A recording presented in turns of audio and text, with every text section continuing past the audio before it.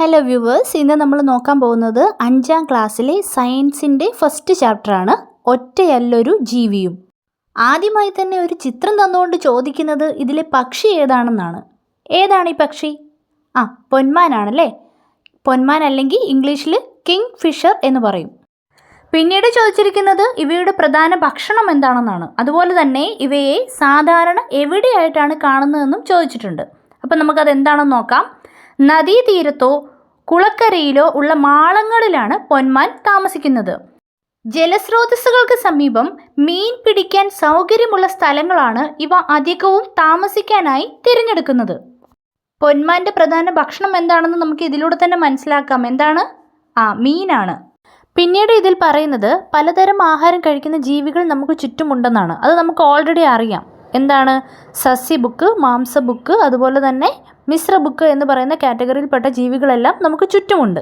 സസ്യഭാഗങ്ങൾ ആഹാരമാകുന്ന ജീവികൾ ഏതെല്ലാമാണെന്ന് ചോദിച്ചിട്ടുണ്ട്. ഏതൊക്കെയായിരിക്കും?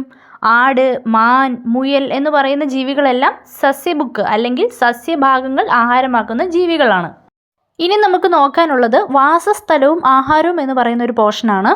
മുമ്പ് കാണിച്ച ചിത്രത്തിൽ സസ്യങ്ങളെ ആഹാരമാക്കുന്ന ജീവികളായ ചെറുമീനുകളും അതുപോലെ തന്നെ ചെറുമീനുകളെ ആഹാരമാക്കുന്ന മറ്റു ജീവികളെയും കാണിച്ചിട്ടുണ്ട്. അതായത് ചെറുമീനുകൾ സസ്യങ്ങളെ ആഹാരമാക്കുന്നു, വലിയ മീനുകൾ ചെറുമീനുകളെ ആഹാരമാക്കുന്നു, പിന്നെയോ കൊക്കുകൾ മീനുകളെ ആഹാരമാക്കുന്നു. ഈ കൊടുത്തിരിക്കുന്നതെല്ലാം ആഹാര ശൃംഖലയിലേക്ക് അല്ലെങ്കിൽ ആഹാര ശ്രേണിയിലേക്ക് ഉള്ള ഒരു തുടക്കമാണ്. ഇനി അടുത്തതായി ഫുഡ് വെബ് അല്ലെങ്കിൽ ആഹാര ശൃംഖല ജാലം എന്താണെന്നുള്ളതാണ്. ആഹാരത്തിനായി ജീവികൾ പരസ്പരം ആശ്രയിക്കുന്നു. ജീവികളുടെ ഈ പരസ്പര ബന്ധമാണ് ആഹാര ശൃംഖലാ ജാലം. അതായത് ആഹാര ശൃംഖലാ ജാലത്തിൽ പലതരം ആഹാര ശ്രേണികൾ നമുക്ക് കാണാൻ സാധിക്കും. ഇതിൽ ഒരു ആഹാര ശ്രേണി മാത്രമായിരിക്കത്തില്ല, പല ജീവികളുടെയും ആഹാര ശ്രേണികൾ ആഹാര ശൃംഖലാ ജാലത്തിൽ കൊടുത്തിട്ടുണ്ട്. കരയിൽ ആഹാര ബന്ധങ്ങൾ ഉള്ളതുപോലെ തന്നെ കടലിലും ആഹാര ബന്ധങ്ങളുണ്ട്. അപ്പോൾ ഇനി അടുത്ത പോയിന്റ് ശൃംഖലകൾ കടലിലും എന്ന് പറയുന്നതാണ്. ഈ ടേബിളിൻ്റെ ഫസ്റ്റ് കോളത്തിൽ ജീവികൾ ഏതാണെന്നും അതുപോലെ തന്നെ രണ്ടാമത്തെ കോളത്തിൽ അതിൻ്റെ ആഹാരം എന്താണെന്നുമാണ് കൊടുത്തിരിക്കുന്നത്.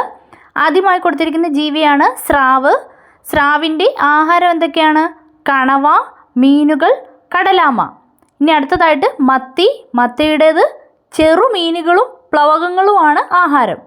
അപ്പോൾ ഇതിൽ പ്ലവകങ്ങൾ എന്താണെന്ന് കൊടുത്തിട്ടുണ്ട്. അതെന്താണെന്ന് നമുക്ക് നോക്കാം. ജലാശയങ്ങളിൽ സ്വതന്ത്രമായി ഒഴുകി നടക്കുന്ന ചെറു സസ്യങ്ങളാണ് പ്ലവകങ്ങൾ. സമുദ്രം എന്ന ആവാസ വ്യവസ്ഥയിലെ ഉൽപ്പാദകരാണിവ. അപ്പോൾ സമുദ്രം എന്ന ആവാസ വ്യവസ്ഥയിലെ ഉൽപ്പാദകരാരാണ്?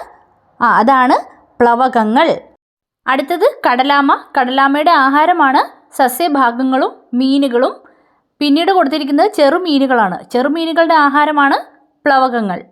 അടുത്തത് നിലനിൽപ്പിനായി, അതായത് ഒരു ജീവിക്ക് നിലനിൽക്കാൻ അടിസ്ഥാനപരമായി എന്തെല്ലാം കാര്യങ്ങളാണ് വേണ്ടത് എന്നാണ് പറയുന്നത്. ഒരു എക്സാമ്പിൾ കൊടുത്തിട്ടുണ്ട്. മത്സ്യത്തിന് നിലനിൽക്കാൻ എന്തെല്ലാം ഘടകങ്ങൾ ആവശ്യമാണ്? എന്തെല്ലാമാണ് ആവശ്യം? സൂര്യപ്രകാശവും അതുപോലെ തന്നെ ജലസസ്യങ്ങളും മത്സ്യങ്ങൾക്ക് ആവശ്യമാണ്. അടുത്തതായി പറയുന്നത് നിരവധി ജീവികൾക്ക് നിലനിൽപ്പിന് ആവശ്യമായ എല്ലാ ഘടകങ്ങളും അടങ്ങിയ ഒരു ചുറ്റുപാടാണ് വയൽ എന്നാണ്. മത്സ്യത്തിന് പുറമെ മറ്റു പല ജീവികളുടെയും ആവാസമാണിത്.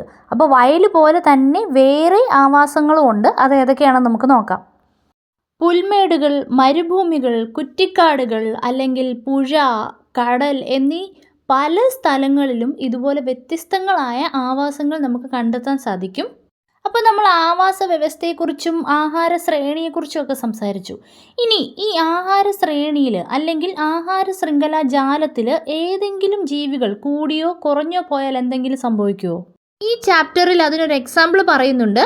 ഈ ആവാസ വ്യവസ്ഥയിൽ നിന്നും കടുവകൾ ഇല്ലാതായാൽ എന്ത് സംഭവിക്കുമെന്ന്. എന്തുകൊണ്ട് കടുവ സംരക്ഷണം? ഭക്ഷ്യശൃംഖലയിലെ ഏറ്റവും ഉയർന്ന കണ്ണിയിൽപ്പെടുന്ന ജീവിയാണ് കടുവ.